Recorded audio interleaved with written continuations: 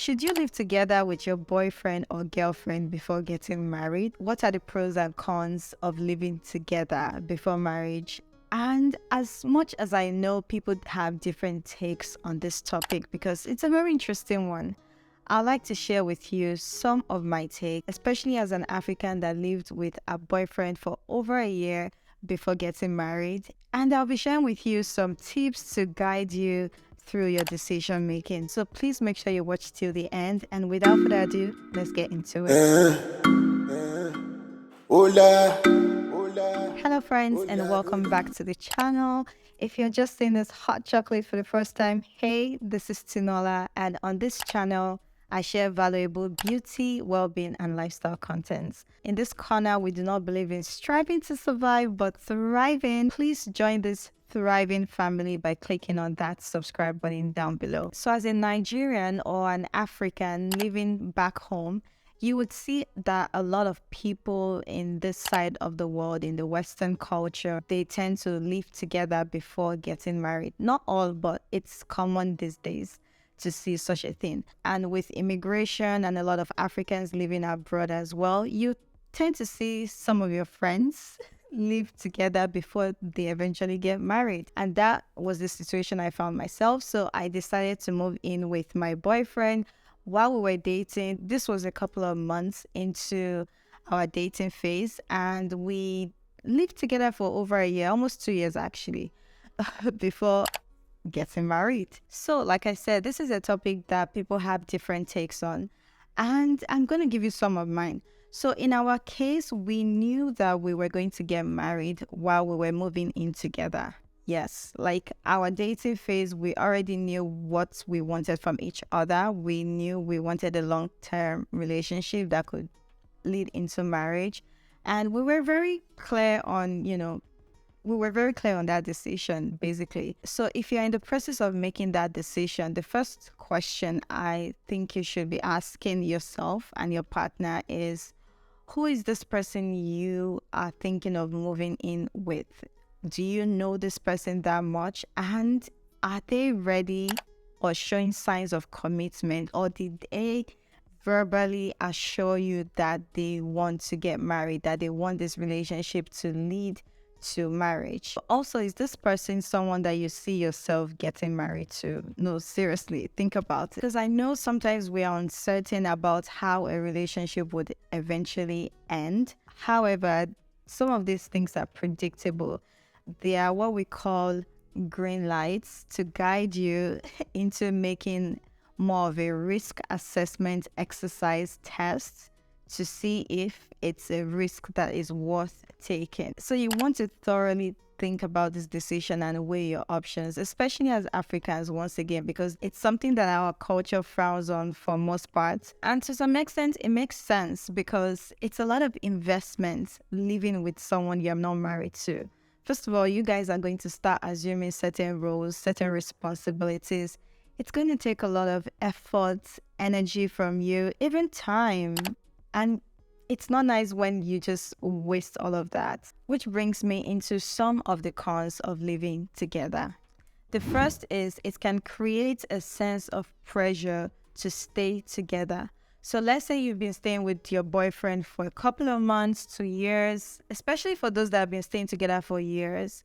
You can begin to have that sense of, oh, I can't just quit. Even when you are in a relationship that is toxic, even when you no longer see a connection, you don't feel like this person is right for you, you don't want to get married to this person, but it's so difficult for you to just leave because your life has been built around this person. Your finances are probably built around this person. A child might have been involved and you're just scared of the unknown, especially for women. You know how they say, your biology clock is ticking and you just don't know if there's another man out there that is better because you've been with this person for so period of time. You've put in everything into this relationship. So there's definitely going to be that pressure, especially for those that have been living together long term. The next disadvantage is pressure to marry. So you're going to begin to hear from families and friends asking you questions about, when are you guys going to pick a date? When are you going to settle? When are you going to call this thing official? This thing, when are you going to put a ring on the finger?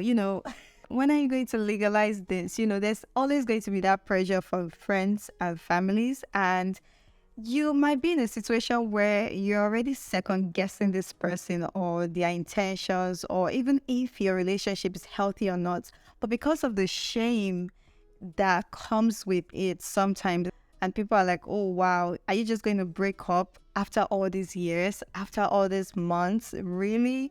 So there's also that shame to it. And because of that, people are pressured to get married to someone they don't desire to be with anymore. And the third disadvantage is see finish. So for those that don't understand what that phrase is, it basically means that there is a tendency to build complacency in your relationship. So you begin to lose that sense of urgency to marry each other since, well, we're already living together as a couple. Why do we need to rush into getting married?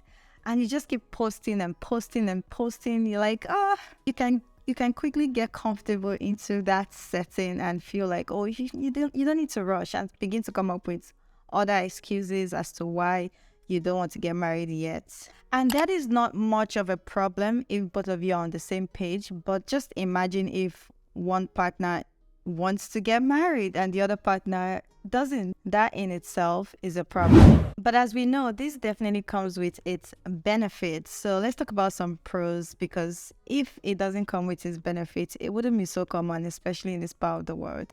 So the first is it can test out your compatibility. So living with this person, living with your boyfriend, your girlfriend, it's kind of like a mock test, a practice exam to know if this person is actually someone I see myself living with for the rest of my life. Because then you're able to clearly see everything, how this person behaves, what habits they have. Do we share similar values, beliefs, religious beliefs? How does this person treat people? It's going to be very difficult for you to fake it all the time when you're living with someone. So you can clearly see how compatible you guys are. And if you feel like you're compatible, that could build a sense of a strong foundation for your relationship. But if you think you're not compatible, well, then you can easily opt out. Another advantage is it builds a deeper knowledge and understanding of your partner. Just very similar to what I just said about compatibility in terms of the person's values, his behaviors. Now you can also understand better, know this person more in terms of their habits, in terms of how they handle stress, their finance, how they treat people. Once again, you just know this person like to the T when you start living with them. So now you know better if this person is actually someone you can tolerate around you, you can live with. Because trust me, some people look good on the outside. They look like 10 over 10 on the outside, but when you live with them, it's a all different game. But now you're able to tell how this person handles life generally, including hygiene. And the third advantage to this obviously is finance. It's very cost effective. And when we were making that decision as a couple, this was one of the reasons for us. Because like I said, we are immigrants living here. We don't have our families here. We're both paying our bills separately, living the life separately. And at some point, honestly, we were spending so much time together. I would be at his place for a while. It would be at my place on some occasions for a while. And it was kind of like a waste having two different accommodation. We just decided, what, we can live together at this point. And our families were okay with that as well. Very important. So it's definitely cost effective as immigrants. You're going to be able to save up money towards other things, other plans as a family. Maybe save money towards your wedding, save money towards raising a family, business and other endeavors. So that being said, what are some tips that can help you make that decision if this is right for you or not? In my opinion, here are some tips I'll give you. The first is don't do it because you feel pressure to. Don't do it because you think people are doing it. Oh, it looks so cool. Oh, I wish I could just move out of this house, move out of my parents' house and live with my boyfriend. Don't just go with the flow. Don't just do it because you think it's a thing. Also, don't do it because you want to force the other person to love you. You know how some people can be quite insecure in their relationship and decide to move in with that partner just so that they can fall in love with them more. It doesn't make much sense, but this is what these people think it will be. It will make them fall in love. It will make their partners fall in love with them. However, if that's your reason, it's a no-no.